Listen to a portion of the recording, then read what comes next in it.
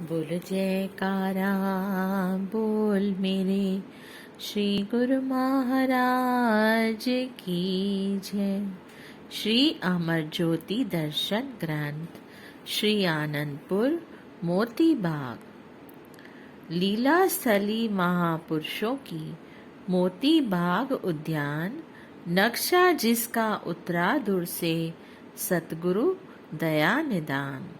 अमराइयाँ जहाँ झूमती शीतल चले समीर, विचरण नित करते यहाँ जग के आलमगीर। फुहारों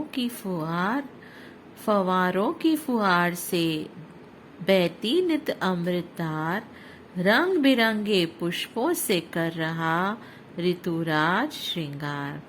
भक्ति की सुगंधी से महके हर पत्ता व डाली, सुरती पहुँचे सचखंड में चढ़े नाम की लाली।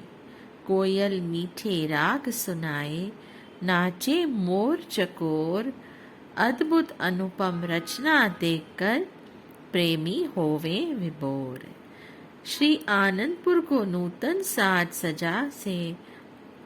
सजाने, इसे सौंदर्य युक्त बनाने, कुदरत के रंगों की छटा दिखाने के लिए दिव्य मौज ने अपना पग भूमि पर उतारा।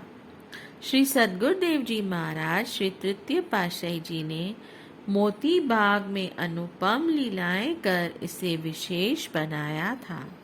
अब श्री सद्गुरुदेव जी महाराज श्री पंचम पातशाही जी ने इस भूमि को अति विशेष रूप प्राकृतिक सौंदर्य प्रदान करने के लिए इस ओर ध्यान दिया। इस स्थान पर आप स्वयं भी नित्य प्रति सैर करने आया करते थे। आपकी यह मौज थी कि दर्शनार्थी संगत एवं स्थायी निवासी श्री आनंदपुर में भव्य उद्यान की निराली छटा में यदा कदा विचरण करें। कुछ वर्षों पश्चात जब यह सुंदरता का प्रतीक देश विदेशों के पुष्पों की महक से चहकने लगा, तब आप स्थायी निवासियों के लिए कभी कभी यहाँ दर्शन भी देते। मनहरन श्री दर्शन एवं फूलों के सुगंधित वातावरण को पाकर गुरुमुख आत्म सुख को अनुभव करते। श्री आनंदपुर के आवास क्षेत्र से भक्त्यानी व भक्तों की ओर श्री परमहंस अद्वैत मंदिर तक पहुंचने के लिए सड़कों के किनारों पर उद्यान भांति भांति के रंग बिरंगे पुष्पों से सुसज्जित हो सौरभ बिखरा रहे हैं। इनमें से किसी किसी उद्यान में दर्शनार्थियों के सैर करने के लिए कई प्रकार के फव्वारे व आकर्षक हाथी एवं गोरे के मॉडल बनाए गए हैं। सड़कों पर जाते हुए बीनी बीनी ठंडी हवा एवं सुगंधी नाम की धुनी सुनाती है। यह मोती बाग अद्वितीय एवं अनुपम छटा लिए मस्त सुगंधी बिखेरता हुआ विशेष बना। यहाँ पर सर्वप्रथम आपने सब जगह की सफाई करवाकर गुरुमुखों को सेवा का सुअवसर प्रदान कर कृतार्थ किया। पुनः से फूलों व बेल पत्तों के आकारों से सजाया। यहाँ के सेवादार प्रबंधक महात्मा नित्य विवेकानंद जी से कहा कि यह उद्यान एक विशेष स्थान है। इस भूमि के तप से ही गुरुमुखों ने सेवा का सौभाग्य पाया है। महापुरुषों की चरण रज ने इसे पावन बनाया है। इसे फूलों के पौधों, विविध लताओं एवं सजावट के अन्य सामानों से सुसज्जित ऐसा मनमोहक स्थान बनाना है जिसमें लगे प्रत्येक पौधे के हर पत्ते, डाली एवं सुगंधित हवा की लहर में नाम शब्द की धुन उच्चारण करती प्रतीत हो।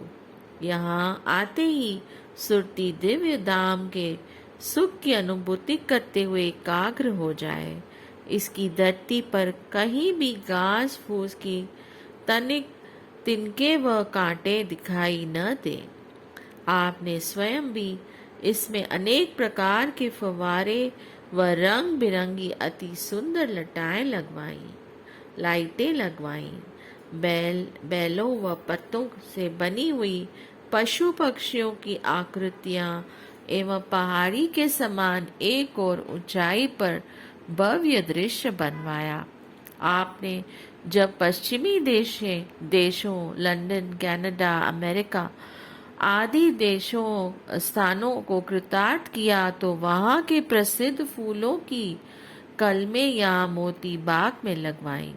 उद्यान के साथ साथ हर फूल को गमलों में भी लगवाया और उस पर उसका नाम लिखवाया।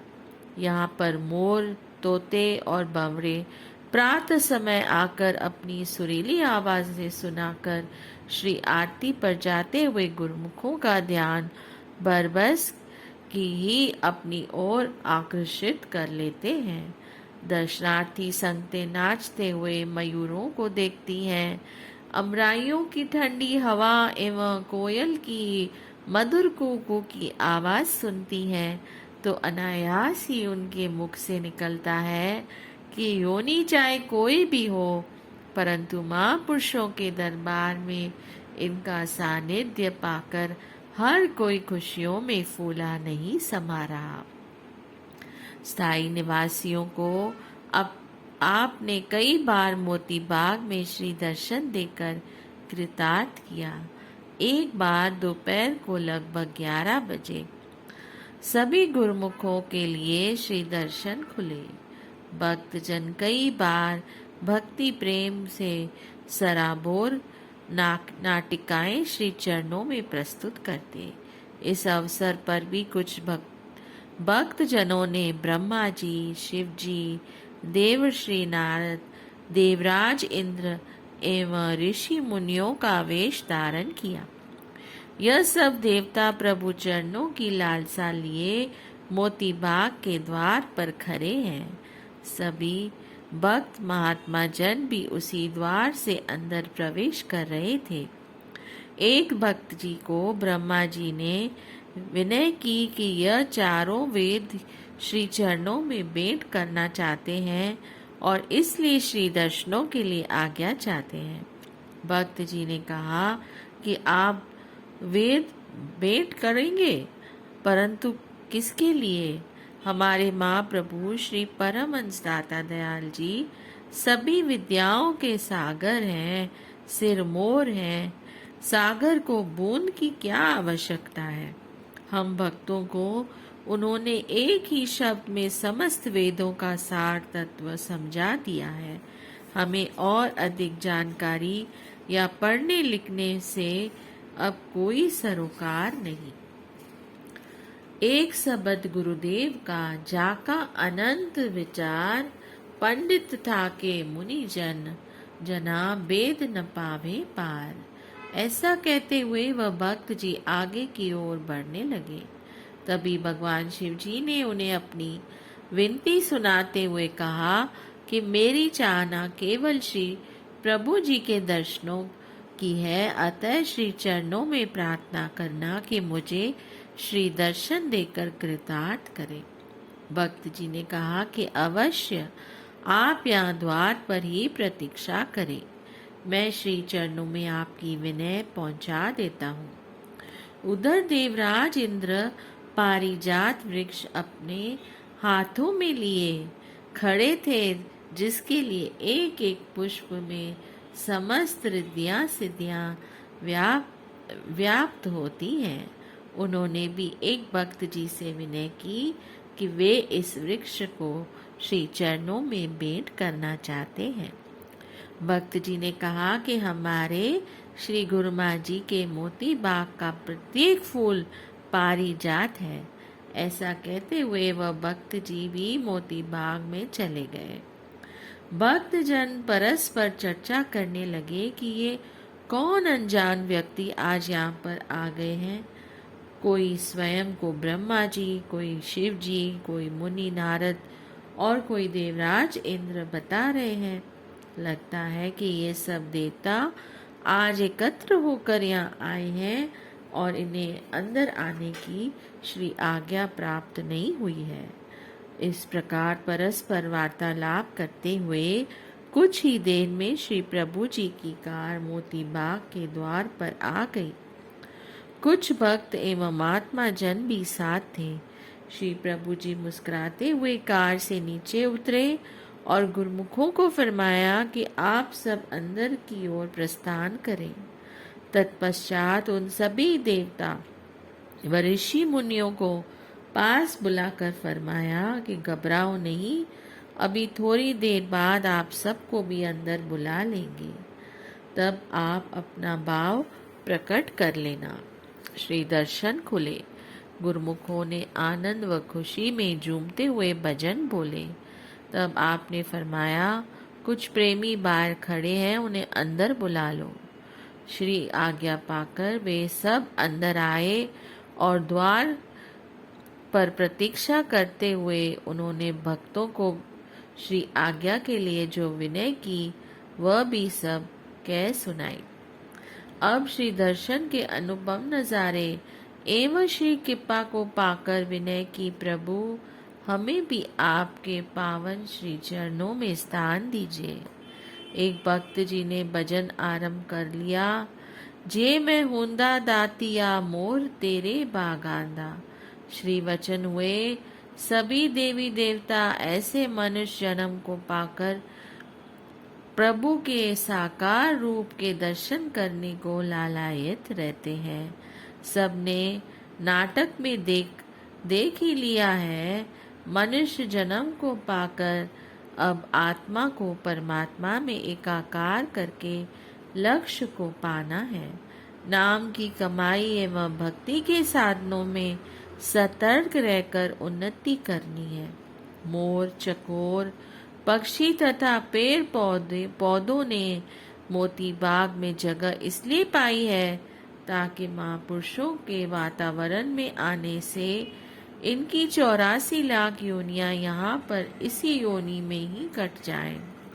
गुरुमुखों, श्री आनंदपुर दरबार भक्ति के लक्ष्य को उपलब्ध कराता है।